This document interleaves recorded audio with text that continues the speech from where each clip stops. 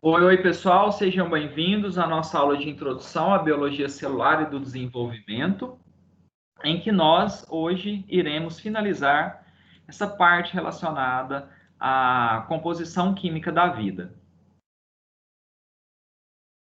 Dentre as moléculas que formam as células, né, dos organismos vivos, nós temos os compostos inorgânicos e orgânicos. Do grupo de compostos inorgânicos, nós temos água e minerais. É objeto de estudo da nossa aula de hoje os minerais, uma vez que água nós já estudamos. E dentro do grupo de compostos orgânicos, né, em que já foi discutido a respeito de proteínas, carboidratos, lipídios, vamos falar de ácidos nucleicos quando estudarmos o núcleo celular. Hoje a gente vai comentar junto com os minerais das vitaminas, tá? Que são requeridos, tanto minerais como vitaminas, como chamados micronutrientes, porque eles são requeridos para serem obtidos por meio da dieta em pequena quantidade, tá? Então, apesar de serem imprescindíveis para inúmeras reações metabólicas e energéticas no nosso organismo, eles são designados como micronutrientes, porque pequenas ingestões diárias são suficientes para suprir as necessidades em relação a essas moléculas, tá? E minerais é inorgânico e vitaminas são moléculas orgânicas, tá? De um modo em geral, pessoal, numa cadeia alimentar, a gente considera como constituintes da base da cadeia aqueles alimentos em que a gente precisa ingerir em maior quantidade na nossa rotina diária, né? Estão os carboidratos de boa qualidade, né? Então, a base da alimentação estaria relacionada a raízes, a tubérculos, a farinhas, a grãos, a massas, né? Basicamente biscoitos, né? Basicamente relacionada ao amido, né? Que é a principal reserva energética sintetizada pelas plantas e que nos supre com carboidratos para utilizarmos para a produção de energia e manter as nossas funções vitais. Uma vez que a fonte principal utilizada na respiração celular para a obtenção de energia são os carboidratos. Porque, como eu disse, ao contrário de gorduras, proteínas, é uma reação mais limpa, gera menos metabólitos, né? Menos radicais livres, e por isso que eles constituem a base da cadeia alimentar, né? Então, todos os produtos derivados de farinhas, né? Farinha de trigo, a fécula da mandioca, o polvilho, a maisena, o amido de milho, e de modo geral os grãos, a panificação, as massas, né? Estariam aí na base da cadeia alimentar. Posteriormente vem os vegetais folhosos, né? Legumes, os frutos de um modo em geral, que vão suprir necessidades de minerais, que a gente vai estudar hoje. São muito ricos também em vitaminas, além de conterem proteínas, né? A presença de óleos pode ser que se encontre também, igual no óleo do abacate, né? As castanhas, como as amêndoas, que são ricas em óleos também, mas basicamente é mais vitaminas, minerais e também algumas proteínas. Ali, já mais próximo ao ápice da pirâmide, estaria leite e laticínios, que vai te fornecer, além do açúcar, né, a lactose, uma fonte considerável de proteínas, carnes magras, frutos do mar, peixes, castanhas, algumas sementes e ovos. Aí essa base da cadeia já seria basicamente para te suprir em gorduras boas e proteínas, tá? E no ápice da pirâmide, ou seja, contendo os alimentos em que você deveria ingerir em menor quantidade e aqueles em que você necessita de menor concentração de ingestão em sua dieta diária, né, estariam os lipídios, basicamente os óleos e as gorduras, aqueles triacilgliceróis, os esteroides também, como o colesterol, né, e os doces, aí já seriam aqueles carboidratos mesmo relacionados a bolos, de confeitaria, chocolate, né, e doces diversos. As vitaminas e minerais são considerados micronutrientes. A ingestão dos mesmos são requeridas em pequenas quantidades para suprir as necessidades diárias, tá? Basicamente, eles vão estar presentes, amplamente distribuídos no reino vegetal. Então, a gente encontra muito em vegetais folhosos, em legumes, em frutos diversos. A gente tem uma ampla variedade para obtenção de vitaminas e minerais também. Daí a importância da ingestão de uma alimentação balanceada, equilibrada e também diversificada, para que você possa obter na maior disponibilidade possível essas vitaminas e esses minerais, tá? Peixes, frutos do mar, carnes magras, né?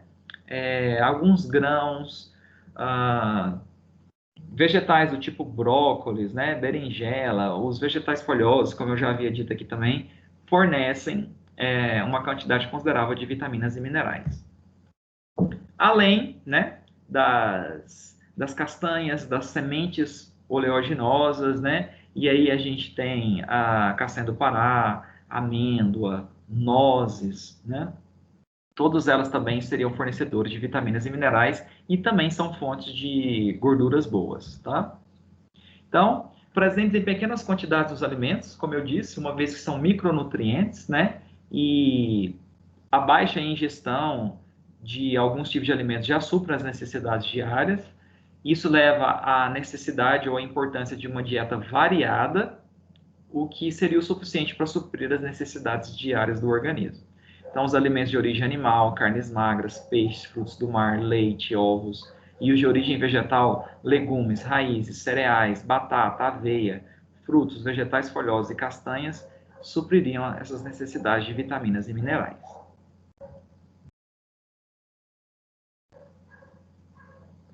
Tanto os minerais como as vitaminas são conhecidos como micronutrientes por requererem uma pequena quantidade para suprir as necessidades diárias, e a principal importância deles, e o fato de eles serem imprescindíveis para o nosso organismo, é porque muitos atuam como cofatores de enzimas. Então, matéria da aula da semana passada. Enzimas são moléculas proteicas que exibem ação catalítica, diminuem a energia de ativação com que ocorrem as reações químicas, né, metabólicas do nosso organismo. E a enzima, por ser uma proteína, ela é formada por aminoácidos. Tem enzima que só precisa de aminoácidos. Outras, elas requerem uma molécula para que elas possam atuar sobre o substrato e converter aquele substrato num produto. Então, tem enzima que só funciona com um cofator. E quem são esses cofatores quando a enzima requer eles? Um mineral ou uma vitamina. Quando é uma vitamina, a gente ainda chama de coenzima, tá? Nós temos vitaminas que são absorvidas pela água do trato gastrointestinal, solúveis em água, C e complexo B, e aquelas vitaminas em que a gente necessita de ácidos graxos, de gordura, para fazer a absorção das mesmas, porque elas não têm solubilidade em água, que é a vitamina A, D, E e vitamina K.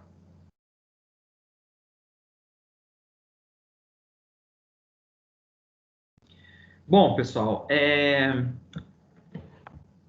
vocês encontram em literaturas diversas, no capítulo de vitaminas, né, a função de cada uma delas, as principais fontes em que elas são encontradas, os sintomas da sua deficiência, né?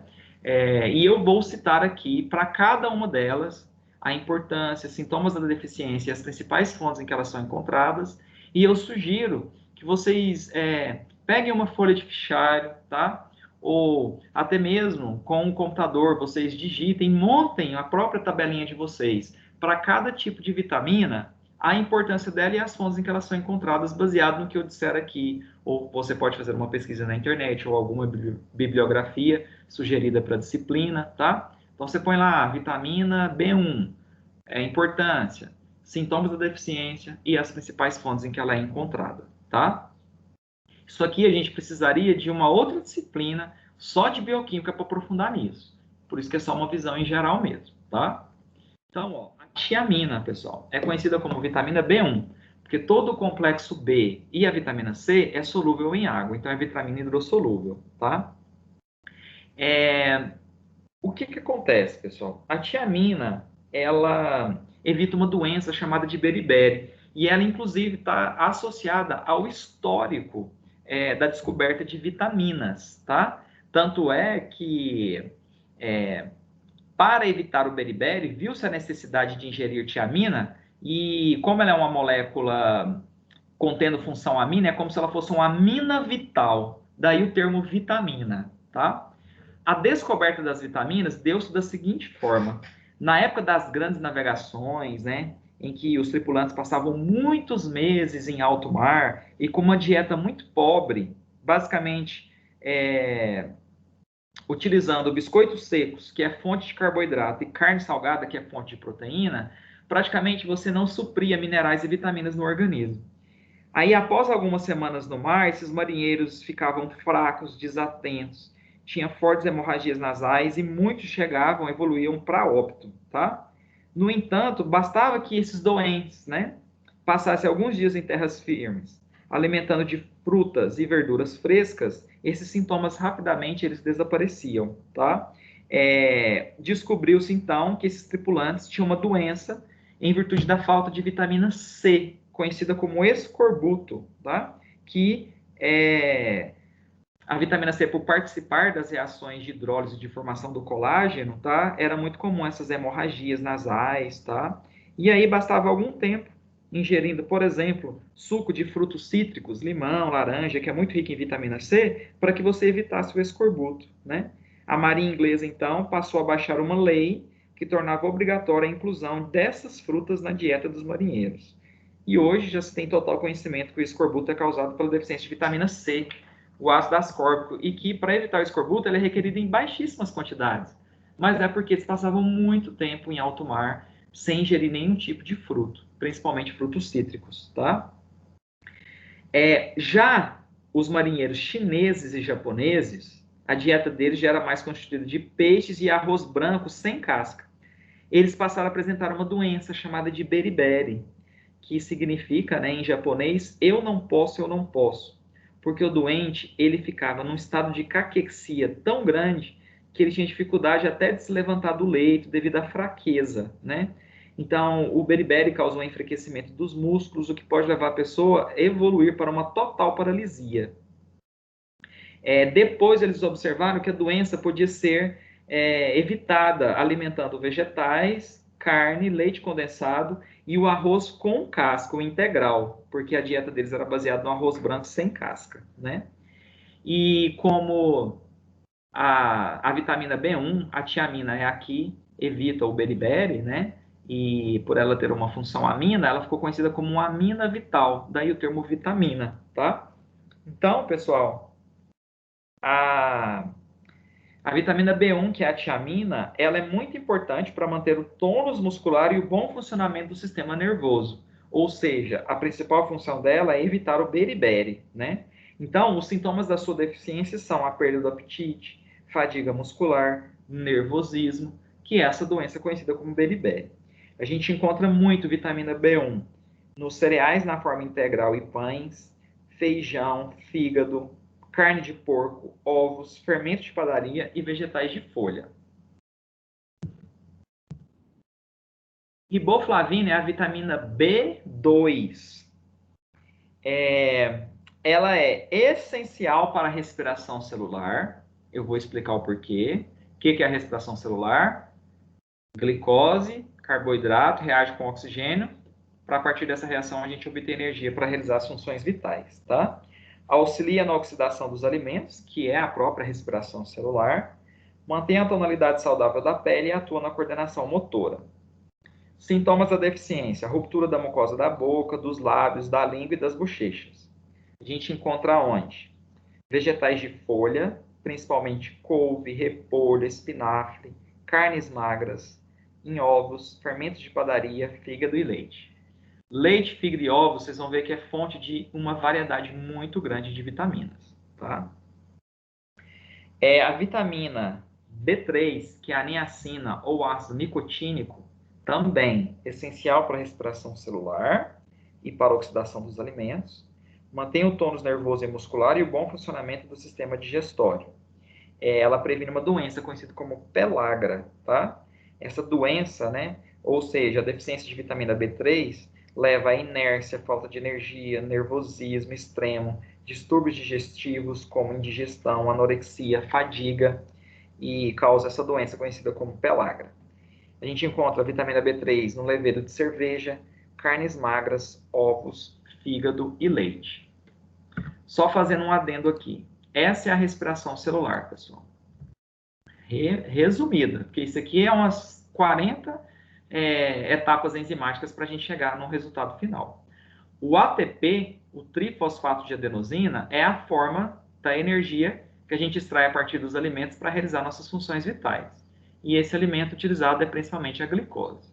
Então, a glicose passa para o interior da célula e no citoplasma, a primeira etapa da respiração celular é a glicólise, que converte a glicose em ácido pirúvico.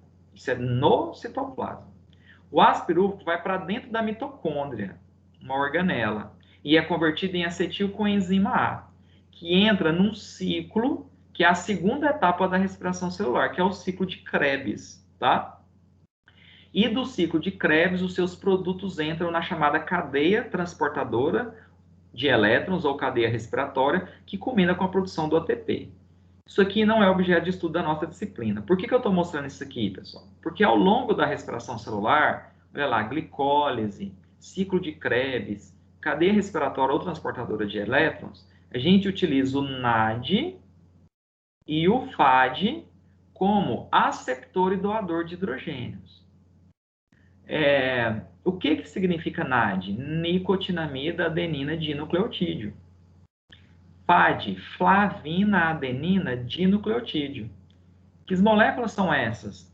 São as coenzimas obtidas da vitamina B2 e B3. Então, nós temos lá, FAD é a flavina dinucleotídeo, a vitamina B2, riboflavina. NAD é a nicotinamida adenina dinucleotídeo, que vem da niacina, a vitamina B3. Por isso que eu falei para vocês que a vitamina B2 e a vitamina B3 são essenciais para o processo de respiração celular, porque são elas as formadoras do NAD e do FAD, que são essenciais para a respiração celular. Por quê? Porque elas participam como aceptoras e doadoras de hidrogênio. Só que esse processo, gente, ele é extremamente complexo, envolve inúmeras etapas e não é objeto de estudo da nossa disciplina. Só estou contextualizando por que as vitaminas B2 e B3 são essenciais para a respiração celular, tá? Porque elas formam o FAD, flavina adenina dinucleotídeo, que vem da riboflavina, que é a vitamina B2, e para a formação do NAD, que é a nicotinamida adenina dinucleotídeo, que é derivado da vitamina B3, que é aquela niacina ou ácido nicotínico, né?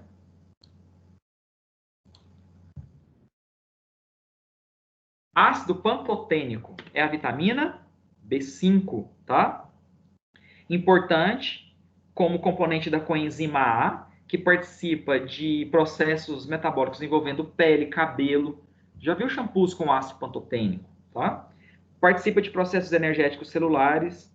Sua deficiência causa anemia, fadiga e dormência dos membros, e ela é encontrada principalmente em carne, leite e seus derivados, verduras e cereais integrais. Piridoxina, vitamina B6, importante para a manutenção da pele saudável, também participa da oxidação dos alimentos. Sua deficiência causa doença de pele, distúrbios nervosos, inércia e extrema apatia. Encontrada em levedo de cerveja, cereais integrais, fígado, carnes magras e leite. Biotina, vitamina B8, atua como coenzima em processos energéticos celulares, por isso que é muito comum também você ingerir biotina para cabelo e pele, assim como o ácido pantotênico, que é a vitamina B5. Atua na síntese de ácidos graxos e de bases nitrogenadas púricas. O DNA, o RNA, tem adenina, citosina, timina, guanina, né, bases nitrogenadas. As púricas, que são adenina e guanina, só é produzido na presença de biotina, tá? Por quê? Porque as vitaminas têm a função amina e as bases nitrogenadas precisam dessa função amina, porque a função amina é que tem nitrogênio. Deficiência de biotina causa inflamações na pele e distúrbios neuromusculares. Você encontra em carnes, legumes, verduras e bactérias da flora intestinal. Tem proteínas, pessoal, assim como a B8, como a vitamina K, que eu vou citar ainda hoje, mas ela é lipossolúvel, né? Que a gente não consegue obter só em alimentos, que bactérias da microbiota normal, que vive no intestino, sintetizam essa vitamina para a gente, tá? Por isso que quando você usa Antibiótico, você tem que usar um repositor de flora, porque antibiótico mata muita bactéria do intestino e sem elas você deixa até de sintetizar algumas vitaminas importantes para o organismo.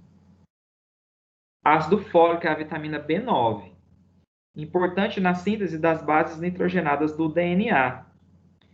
Então, toda vez que as suas células forem se dividir e é que ela precisa de mais bases nitrogenadas para duplicar o material genético, você precisa do ácido fólico, da vitamina B9.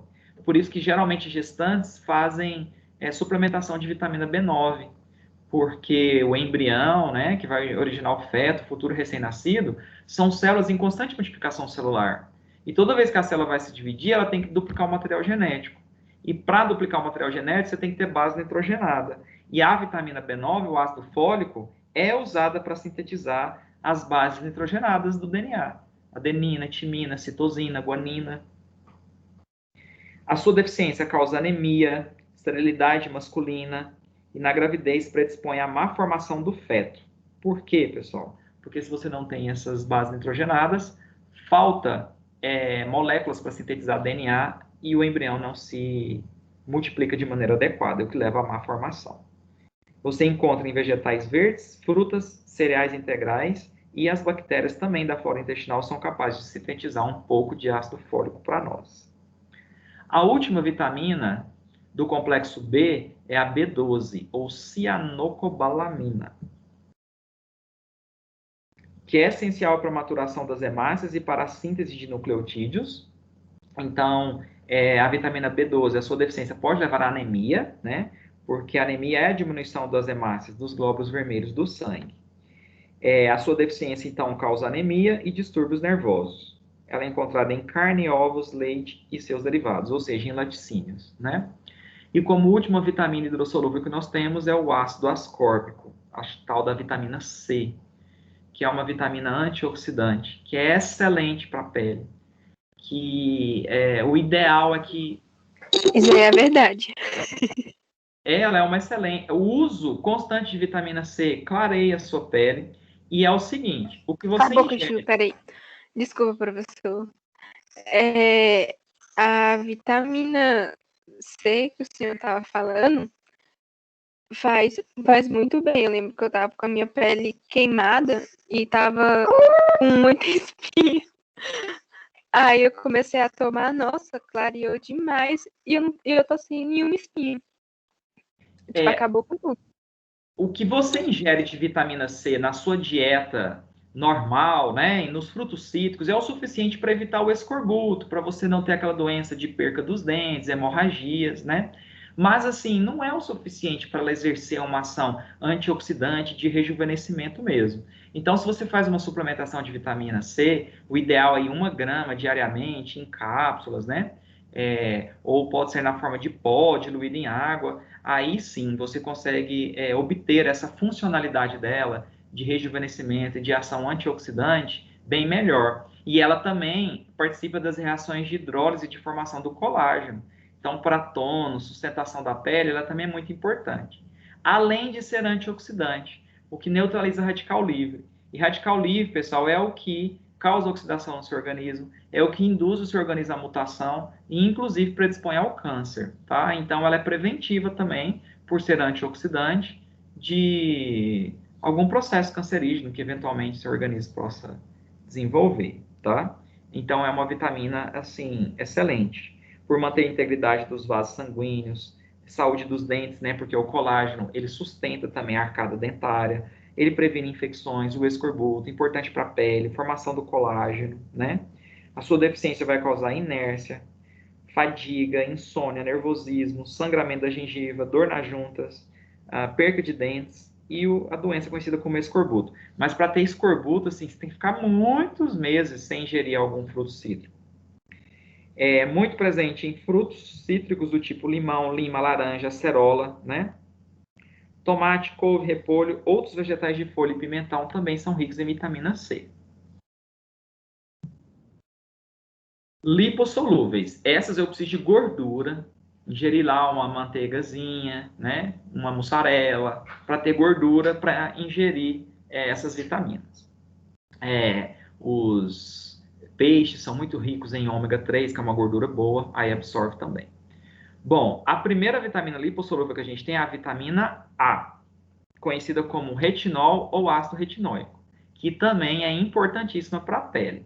Vitamina A, C e vitamina E, as três são muito importantes para a pele, tá? Da vitamina A é que é derivada a isotretinoína. Não sei se já ouviram falar, vocês comentaram aí de acne, que é o medicamento conhecido como Roacutan, que é o único que trata a causa da acne, que é aquela acne grau 4, né? Aquelas bem pustulosas, e a isotretinoína é derivada de vitamina A. Qual o remédio para me comprar? Não, esse remédio, esse medicamento, você não consegue chegar na farmácia e pedir ele, porque ele é altamente teratogênico. Ele causa má formação, principalmente assim, Hum, para a mulher comprar é muito complicado. A pele melhora de uma maneira excelente, mas você necessita de uma receita de controle especial, que nem é aquela azulzinha, aquele check-in, é uma outra, é uma notificação de receita A, que você tem que assinar um termo de compromisso, você tem que fazer exames mensalmente, porque altera colesterol, enzimas hepáticas, você não pode ingerir álcool, e tem todo assim um acompanhamento. E mulheres assim não podem engravidar de jeito nenhum, porque engravidou usando Roacutan, criança sem membros, é má formação, com toda certeza, tá? E aí por isso que para comprar não é fácil, você tem que ter a receita certinha, tem que assinar esse termo de compromisso, mas é excelente. Para a pele é muito bom. É o Roacutan. O princípio ativo é a isotretinoína, que é bem oneroso, é caro, mas tem os genéricos, né? E você toma, por isso que tem que fazer a consulta baseado no seu peso corporal, tá? Você tem que ter o peso, aí de acordo com o peso você vê quantos comprimidos você vai ingerir, e você só absorve se você ingerir junto com algum alimento. Então é na hora do almoço que ele é prescrito. Na hora que você vai almoçar, você toma, porque é lipossolúvel, tem que ter gordura para absorver, tá? É necessária para o crescimento normal e para o bom funcionamento dos olhos, do nariz, boca, ouvidos, pulmões, previne resfriados e várias infecções. Além de ser importante para a pele, ela é essencial também para a visão, tá? A deficiência de vitamina A, um dos indícios é a tal da cegueira noturna, quando à noite você fica enxergando as coisas muito embaçadas. Não é assim, claro, se você tem miopia, se você não tiver com óculos, né, ou com uma lente, você vai enxergar embaçado. Mas é assim, com o óculos ou com a lente, ainda assim você enxergando embaçado, né? Se você tiver com o seu grau correto, se não tiver também atrasado aí seus exames na oftalmologia. Então, ela evita muito essa questão dessa cegueira noturna, tá? É encontrada em vegetais amarelos, cenoura, abóbora, batata doce, milho, né? O beta-caroteno da cenoura, ele é clivado em duas moléculas de vitamina A quando você ingere. Pêssego, nectarina, abricó, gema de ovo, tudo aqui é amarelinho, né? É o caroteno lá. É a manteiga aí no fígado. Calciferol, vitamina D, ela é importantíssima para a saúde dos ossos e dos dentes. A vitamina D, a gente não consegue obter ela pronta da dieta. A gente tem que se expor à radiação ultravioleta para produzi-la, tá? Lógico que o ideal é antes das 10 da manhã ou após as 16 horas, com o uso de filtro solar, que não impede a formação de vitamina D. Ou você pode fazer a suplementação, caso você não queira se expor à radiação solar. E é essencial, não só para o metabolismo do cálcio, formação dos ossos e dos dentes, né? Mas também para o funcionamento normal do sistema imune. Nesse cenário de Covid aí, aumentou muito a suplementação de vitamina D, porque a falta dela diminui a atividade do sistema imune, tá? A sua deficiência causa problema nos dentes, ossos ficam fracos, contribui para sintomas de artrite, o raquitismo, né? E também deficiência do sistema imune. Óleo de fígado de bacalhau, fígado e gema de ovo tem o precursor da vitamina D. E aí, expondo a radiação ultravioleta, você sintetiza ela.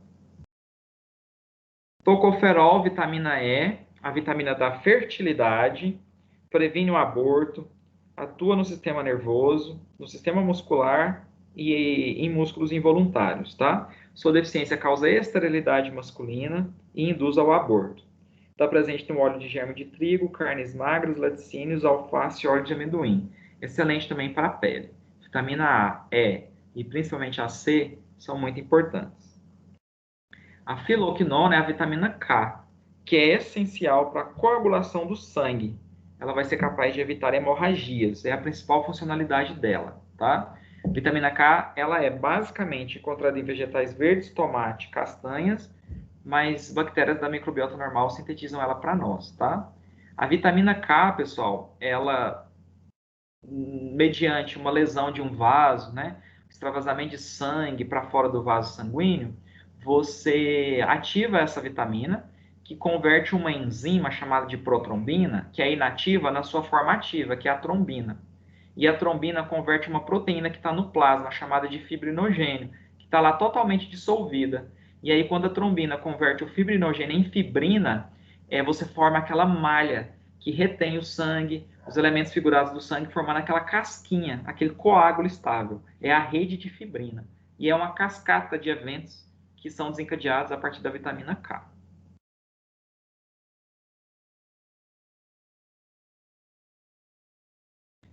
Os minerais, pessoal, ou eletrólitos, presentes em bebidas eletrolíticas, né, são requeridos também em baixa concentração. Eles são divididos em dois grandes grupos: macronutrientes, ou macrominerais, e os microminerais, dependendo da quantidade que você depende da ingestão. De um modo geral, a quantidade é pequena, mas os macrominerais são aqueles que você tem que ingerir em uma maior quantidade, tá? Por exemplo, o cálcio, né? Porque sem cálcio você não forma a matriz mineralizada dos ossos e de quê? Dos dentes. Sem cálcio você não tem contração muscular. Com deficiência de cálcio, a contração, a movimentação dos seus músculos, ela fica o quê? Altamente prejudicada, tá? Então, ela é essencial para a coagulação, para o funcionamento normal de nervos, músculos, e a gente encontra muito cálcio, leite, né? E os laticínios, seus derivados, iogurte, queijo e alguns tipos de vegetais. O cloreto, Cl-, é o principal ânion do meio extracelular. Então, ele participa muito no balanço de líquidos do corpo. E a gente tem cloreto, né? No cloreto sódio, sal de cozinha. E alguns outros tipos de alimento. O fósforo, né? O fósforo é importante, né? O grupamento fosfato, lembra? O fosfolipídio. A gente só produz se a gente tiver o átomo de fósforo. O DNA e o RNA têm grupamento fosfato na molécula. O cálcio se une ao grupamento fosfato. O fosfato de cálcio é que é a matriz mineralizada dos ossos e dos dentes. Então, assim, o fósforo é extremamente importante.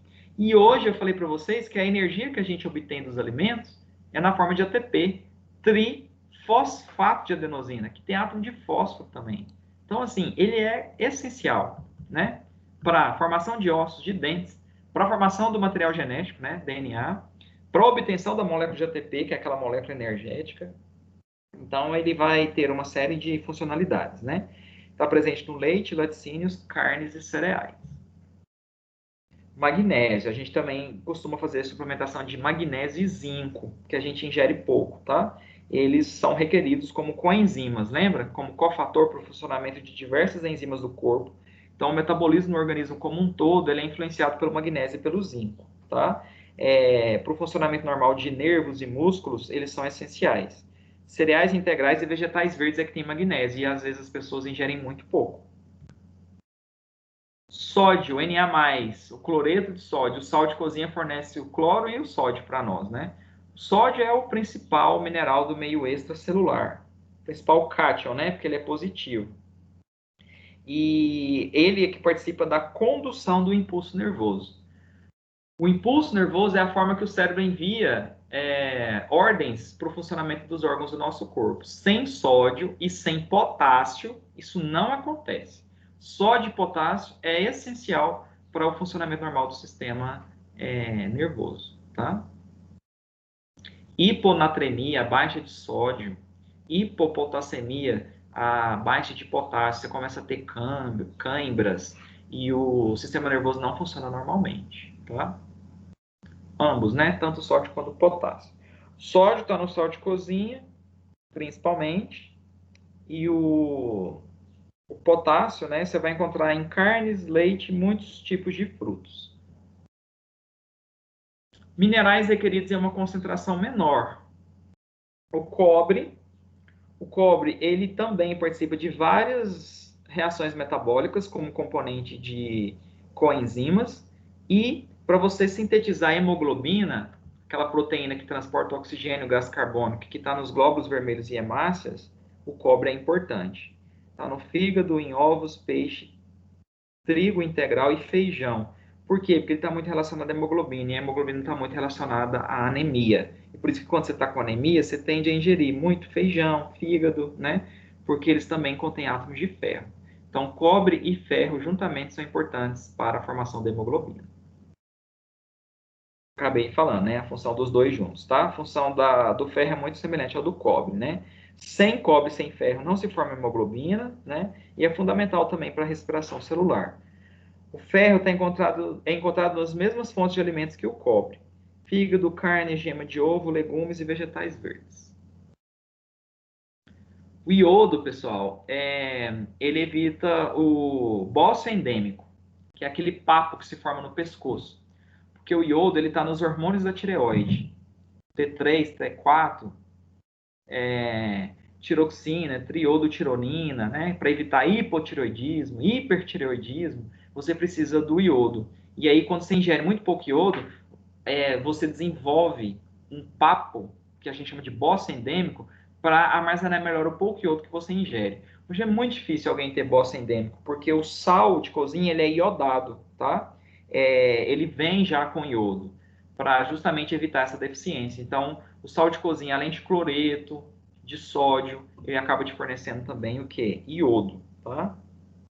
Mas frutos do mar são muito ricos, muito rico em iodo, né? Alguns laticínios. Mas e as pessoas que não ingerem frutos do mar, que não ingerem leite, que não gosta de derivados do leite, aí fica com deficiência de iodo. Por isso que o sal de cozinha vem iodado hoje, tá? E o iodo é essencial para os hormônios da tireoide, né? E os hormônios da tireoide influenciam o organismo todo. Tanto é que o hipotireoidismo, a pessoa tem muita indisposição, fraqueza, tem tendência à obesidade, porque o metabolismo fica muito lento. O manganês é necessário também como coenzimas para ativação de diversas enzimas como cofatores, então influencia no metabolismo como um todo, está em cereais integrais, gema de ovo e vegetais verdes. O selênio, ele é um preventivo para enzimas relacionadas à profilaxia do câncer. Então, o selênio ele é muito importante para enzimas que controlam a divisão celular, para que as células não se dividam desordenadamente e não predisponham ao câncer, ao tumor, tá? E por último, o zinco, né, pessoal? Que é um componente de diversas enzimas envolvidas na digestão, é requerido como cofator, assim como o magnésio, para inúmeras reações metabólicas, devido a serem requeridos como coenzimas, né? A gente também tem muita suplementação de zinco, quelato, que é a forma principal que ele é absorvido pelo organismo. Assim, há uma diversidade muito grande de alimentos que tem zinco, mas por vezes é necessário a sua suplementação. Curiosamente, o botox de pessoas que têm deficiência de zinco, ele tende a ter um efeito bem menor. Então, às vezes, o dermatologista prescreve suplementação de zinco antes de submeter a uma sessão com a toxina botulínica, tá?